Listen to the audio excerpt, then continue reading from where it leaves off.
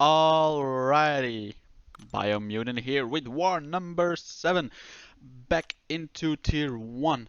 Um, the team again is Omega Red, Sabertooth for the synergy, and Magneto. And actually this war, Magneto steals a spotlight because I have three Magneto fights is not even that much, but we have 3 Magneto fights. Then I have one fight I could actually use anybody. It was my choice. Excuse me.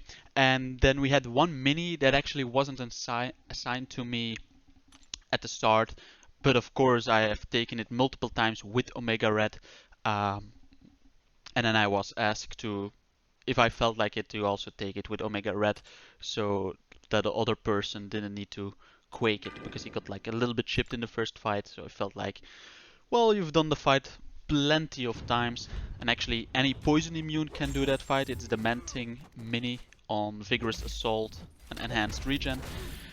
But yeah, we're starting on pet 5, and it's a Darkhawk on Ebb and Flow Knockdown, and now Magneto is buffed or reworked.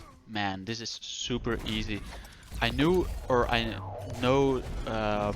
back in the day when Magneto wasn't updated yet, that this Darkhawk was very annoying. Also with the stubborn tactic back then. Yeah, very annoying with that, because if you wanted the passive fury for the damage, then you had to knock him down, and then you had that auto block. It was very annoying.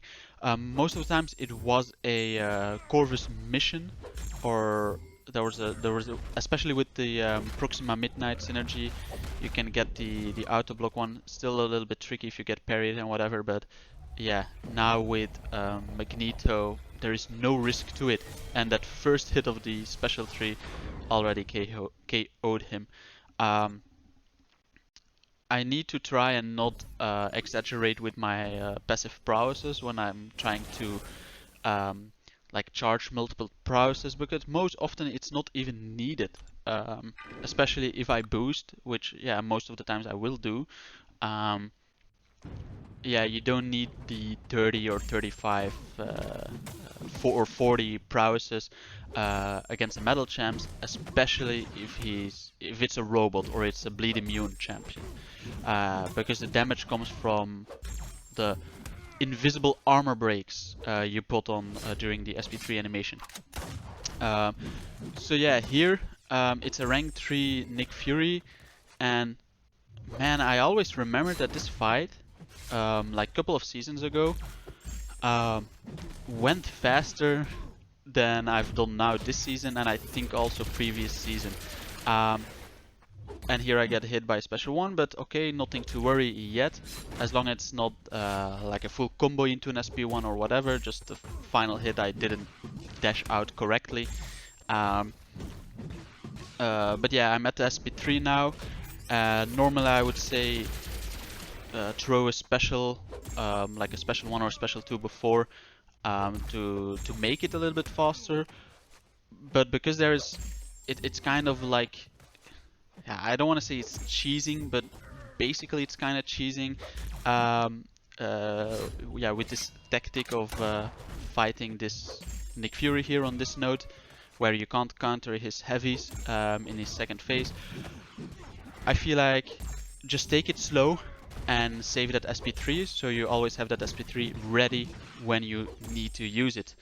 And basically when you need to use it, I've said it the other times as well when I did this fight, is when he is at 1% HP, you want to knock him down, get the heal block on him, and then instantly throw the special 3.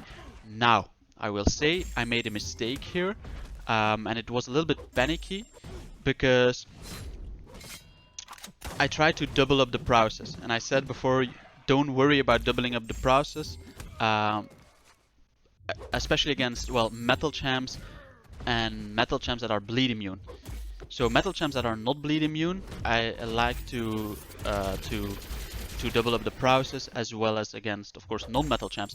Here I already took a hit because I tried to double up, and then here, as you can see, he was at 1% HP, and I wanted to double up the prowess. I charged my heavy, And then he was coming at me and I was like, oh shit, I need to do my SP3. But either way, I guess this cheese, you could say it works like this, where this will happen. But he didn't activate his LMD yet. But with that SP3, it seemed like I was just bypassing well, the tactic is to bypass it. But after the SP3 you saw LMD activated or whatever. But yeah, he lost everything. But I think this is either way, well, maybe it is intended, but it feels like it's not intended.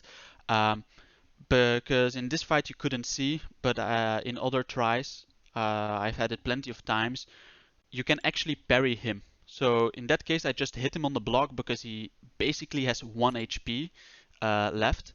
But you can parry him actually. That's definitely a bug because he's in his second phase where he should be stun immune. So yeah, maybe I should have tried here actually because there was no risk at me trying to either parry or whatever. Even if he charges heavy, I could go in with a basic attack, even with that unstoppable heavy, because yeah, one hit was enough to KO him at that stage.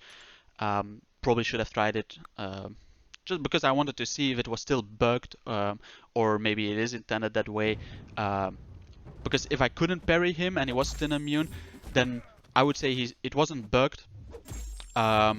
It was basically a good timing, or it's intended that if I do my SP3 when he is at 1% HP with a heal block on him, that knocking him down, yeah, just does the damage, but because he's heal blocked, he doesn't shrug it, even though he, normally when he goes in the second phase, he shrugs it. Anyways, I'm talking too much about that fight, but it's kind of, yeah, interesting cheesing and whatever, and then it went into my favor, and I'm happy about that because that's a fight I think I messed up last season. Yeah. But yeah, now not many hard fights. Guardian on the one with like the chittiest thorns. I don't know how to pronounce it. But basically I run coagulate, so there's no risk of me getting a bleed on me, because the 90% resistant champs still can take a lot of bleed damage on this node because of the way it's calculated or whatever. That 10% bleed you still take can do a lot of damage. But I run coagulate, so I'm 100% bleed resistant with Omega Red and with Magneto. So yeah, that was just again a standard Magneto fight. Go in, go to that SP3. He's not bleed immune, so there I did double up my process, and as you saw, the SP3 did not KO him. It was afterwards the bleeds that KO'd him. Then we got this Invisible Woman fight. This is just a diversity fight. I think this node in general is not a good node for any champ. So I think Invisible Woman in general now is also a diversity fight. But yeah, the fight goes so quick. Anyways, with Omega Red, that's also why I took Omega Red, because I could choose whatever champion I wanted to bring. And maybe I was thinking about bringing Warlock, because of his short halves and whatever. But yeah, now looking at that fight, yeah, Omega Red will always be my go-to for an Invisible Woman, because parry having with Warlock just takes way longer than actually just letting Omega Red melt that Invisible Woman. And now we have the mini and the last fight of this war, which is Manting. I just checked his dupe. I don't know why I checked it. I didn't know. I didn't need to know the regen numbers and the Fury or numbers, but yeah. Here last time he caught me into a dash back. That was my mistake, and here again I will make a mistake. And here, yeah, because the first 50% goes so fast that I need to remember, or I always try it just before he goes over that 50% health, because then he gets a regen from the degen. Yeah, so here I messed up with the spacing. Yeah, that I want to reapply the degen just as he hit 50% HP. I lost some spores already, because then this fight would have been, yeah, I think over before he could throw another special, or in the stage that he is unblockable from the regen, he would just melt away. But yeah, then I messed up countering, so I lost even more spores. And now I'm here in an awkward situation because he will be unblockable. I wait it out. I'm still not in my corner, so that's good. Here I just make sure I degen him, or put the degen on him at 10 spores. And I'm here, I'm not hitting him because I don't think he had MD, but I'm not 100% checking it. Here this is, so I needed to bait a special, right? Because I could have reapplied my degen and let him melt actually, but if he had MD and that heavy, of course, gets rid of my dexterity buff, then yeah, then that could get him to an SP3, and then I would probably be dead. So what I try to do is get into my corner, and then yeah, do the, I think they call it the bank intercept. Basically, I dex a medium in the corner and counter with a light attack, just to get my openings. Because yeah, I'm not trying to quake with Omega Red in the corner, because of course I don't really want to give him power. But yeah, that fight, even though with that mistake with the heavy with the spacing, um, uh, it also showcased that even in a fight where, let's say, a champion is unblockable or whatever, don't panic basically, and you can get openings, as I showed you in the corner, by doing those bank intercepts. That's well, even there I think I failed one. Not sure how that, because the first one did work and then the second was a little bit weird. Anyways, but yeah, don't panic. Get you openings that way, or hit them on the block or a champion on the block if you can. Um, and yeah, and Omega Red is good for those things either way, because of course you do like passive damage when you build up the spores. But yeah, this war, it was a tier 1 war and it was totally in our favor. These guys were basically, I would say, yeah, just a Plat 1 alliance that got into tier 1, and they were pretty good.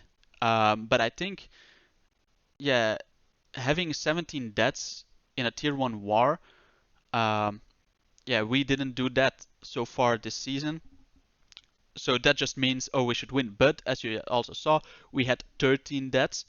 And then 13 deaths, maybe it's not too bad, I would say. But it felt very bad because we had like 10 deaths in the first 50% of the war. And that was the thing. Like they actually had the lead constantly.